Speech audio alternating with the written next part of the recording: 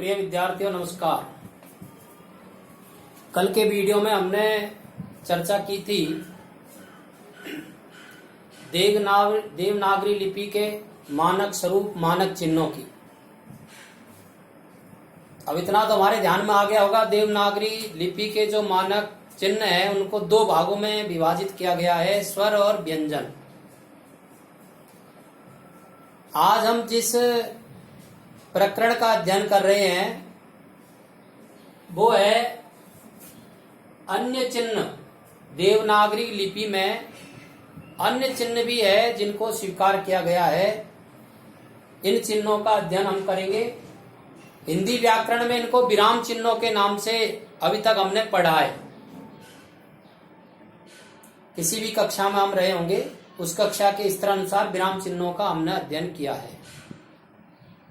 कई बार आप लोगों के मन में पढ़ते पढ़ते ये प्रश्न स्वाभाविक रूप से आता होगा और नहीं आता है तो आना चाहिए। अपने को स्वयं को ये प्रश्न करना चाहिए कि जो मैं ये अध्ययन कर रहा हूं वो क्यों कर रहा हूं, क्यों पढ़ रहा हूं, इनका उपयोग क्या है। मैं बता देता हूं आपको। सामान्यतः विद्यार्थी की धारणा रहती है कि परीक्षा में कितने नंबर का आएगा, उस हिसाब से वह उसकी पढ़ाई करता है। पर मैं ये कहता हूं अंकों के चिंतन के साथ साथ हमारा ये चिंतन भी होना चाहिए कि ये जो पढ़ाई है, ये चीज जो मैं पढ़ रहा हूं प्रकरण, इसका व्यावहारिक जीवन में कहाँ उपयोग होने वाला है। कई बार क्या होता है, परीक्षाओं में विराम चिन्ह 2 अंक के इस नाम से आ जाता है और हम विराम चिन्ह 2 अंक के उसी हिसाब से हमारी तैयारी करते हैं। लेकिन हमने ये और चिंतन नहीं किया कि इन विराम चिन्हों का और कहां कहां उपयोग होता है या कहां कहां हम उपयोग कर सकते हैं। और पढ़ाई हमारी तभी सफल मानी जाएगी जब हमने जो चीज पढ़ी है उस पढ़ी हुई चीज का हम व्यवहारिक जीवन में सब जगह उपयोग करें। अब मैं बताता हूं, आपको निबंध लिखना है। यदि आप इन विराम चिन्हों का उपयोग करते हुए निबंध को लिखते हैं तो पढ़ने वाले के मन मस्तिष्क पर निश्चित रूप से वो प्रभाव छोड़ेगा। आप पत्र लिख रहे हैं, पत्र लिखते समय इन विराम चिन्हों का उपयोग करते हुए, इन चिन्हों का उपयोग करते हुए पत्र लिखते हैं तो आपका पत्र प्रभावी और स्पष्ट होगा और कम शब्दों में लिख सकते हैं। इन चिन्हों का जो एक महत्वपूर्ण उपयोग है वो ये भी है, हम अपनी बड़ी बात को संक्षेप में कैसे कह सकते हैं, कैसे उसको समझा सकते हैं कि यहाँ कौन सा मन के भावों को, मैंने कहा ना भाषा क्या काम आती है, कोरिलेटिव है ये सब चीजें। भाषा क्या करती है, भाषा विचारों की अभिव्यक्ति का साधन है। मन के जो भाव है उनको अभिव्यक्त करता है बोलकर, लिखकर। और तीसरा प्रकार था संकेत के द्वारा।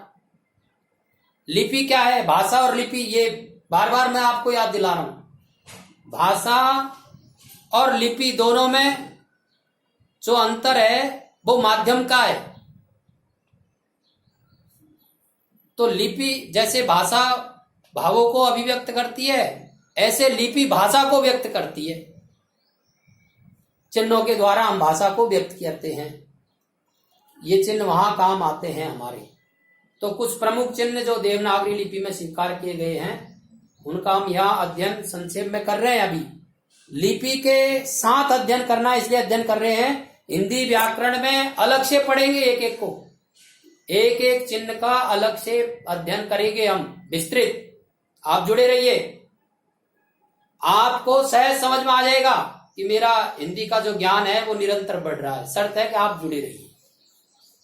तो पहला जो हमारा चिन्ह है इसमें अल्प विराम, अल्प यानी थोड़ा होता है, जहां हमें थोड़ा रुकना है वहां हम इस अल्प विराम चिन्ह का प्रयोग करते हैं, ऐसे चिन्ह लगता है।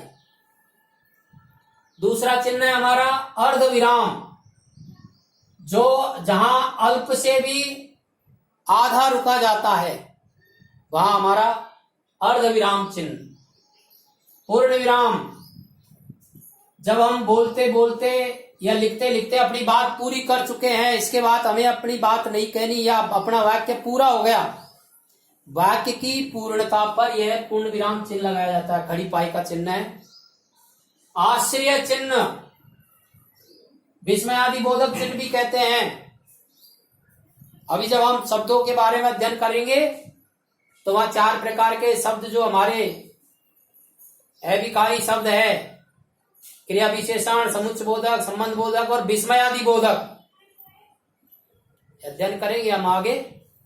तो वहां आश्चर्य चिन्ह या विस्मय जहां प्रकट होता है वहां इस चिन्ह को प्रकट करके हम और सिद्ध ये अपने मन के भाव को प्रकट करते हैं। प्रश्न चिन्ह, हमें किसी से प्रश्न करना है तो अपनी बात करके उसके आगे प्रश्नवाचक चिन्ह लगा देते हैं।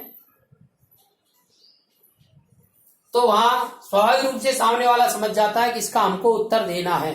वाक्य वाले से साधारण होगा लेकिन प्रश्न इस बात को सिद्ध कर देता है। राम के पिताजी हैं, अब इसमें क्या शब्द छुप गया, राम के पिताजी हैं और आगे प्रश्नवाचक चिन्ह लगा दिया तो इसका उत्तर देना है, यह समझ में आ जाएगा।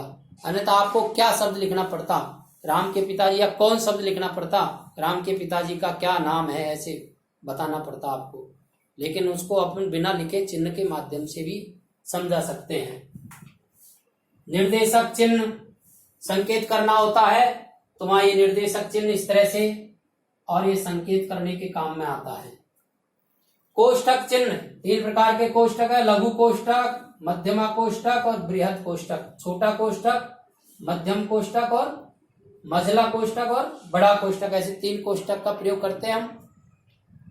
कहाँ कब कौन सा कोष्ठक लगाते हैं इसका अध्ययन मैं बता रहा हूँ, हिंदी व्याकरण का जब हम अलग से करेंगे तब होगा।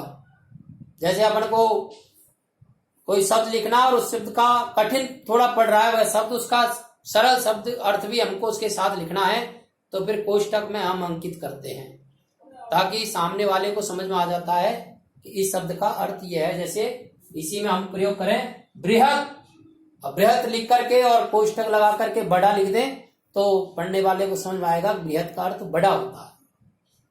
अगला चिन्ह अवतरण चिन्ह, ऐसे दोनों प्रकार से और ये 66-99 में कह करके भी इसको संबोधित करते हैं। ये अवतरण चिन्ह है, जब किसी बात को जो के क्यों बोली जाती है किसी महापुरुष की उक्ति को तो वहां ये अवतरण चिन्ह लगाते हैं। रेखांकित चिन्ह, कोई बात लिख करके उसे रेखांकित करनी है तो ऐसे उस शब्द के नीचे या वर्ण के नीचे या वाक्य के नीचे ऐसे रेखा खींच देते हैं। अपूर्णता सूचक, अपनी बात कहते कहते हम रुक गए, बात पूरी नहीं हुई है, जैसे ही मैंने उसको देखा फिर डॉट डॉट डॉट डॉट ऐसे लगा दिया हमने, आगे कुछ कहना चाह रहे थे, रुक गए, हम कहते कहते रुक गए, तो वहां ये अपूर्णता सूचक चिन्ह लगाते हैं। भूल सुधार, आप कुछ बात लिखना चाह रहे थे बीच में छूट गई है तो इस प्रकार का ये चिन्ह लगा करके और आप इसके ऊपर लिख सकते हैं, ये भूल सुधार चिन्ह है। संक्षेप, पूरा शब्द ने लिख करके हमें उसे छोटे शब्दों में लिखना है। जैसे आपको डॉक्टर लिखना है तो डा लिख करके बिंदी लगा देते हैं। ऐसे और भी शब्द है जिनको हम ऐसे बिंदी लगाकर संक्षेप में लिख सकते हैं। तुल्यता सूचक, बराबर का, जब शब्दों के अर्थ लिखने होते हैं तो तुल्यता सूचक चिन्हों का प्रयोग करते हैं। स्थान पूरक, किसी के स्थान की पूर्ति करनी होती है, खाली स्थान, तो वे खाली स्थान का ये निशान है, ये चिन्ह है। और समाप्ति सूचक, अपनी बात जब पूरी हो जाती है, निबंध पूरा हो गया, पत्र पूरा हो गया, आपने कोई कहानी लिखी है वो कहानी पूरी हो गई है, आपने कोई घटना लिखी है घटना पूरी हो गई है, तो अंत में या तो इति लिखते हैं और इति नहीं लिखते हैं तो इति के स्थान पर यह चिन्ह लगाते हैं, जिसमें एक दोनों बीच में एक जीरो है, दोनों तरफ रेखा है, ये इस तरह का इति का चिन्ह है। तो इस तरह ये और देवनागरी लिपि में कुछ चिन्हों को अपनाया गया है। आगे और इसका अपन विस्तृत अध्ययन करेंगे। अभी आप इनको थोड़ा अपने ध्यान में कर लीजिए, लिख लीजिए, लिपि के साथ साथ ये पढ़ना आवश्यक था, तो ये मैंने विषय आपके बीच में रखा है।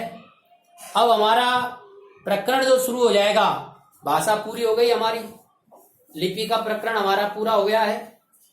अब अपना प्रकरण सीधे हिंदी व्याकरण से प्रारंभ होगा तो व्याकरण की परिभाषा और फिर उसके आयाम कौन कौन से हैं इनका अध्ययन करेंगे।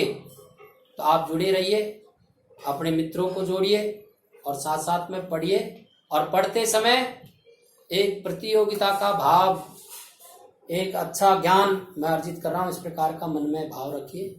धन्यवाद।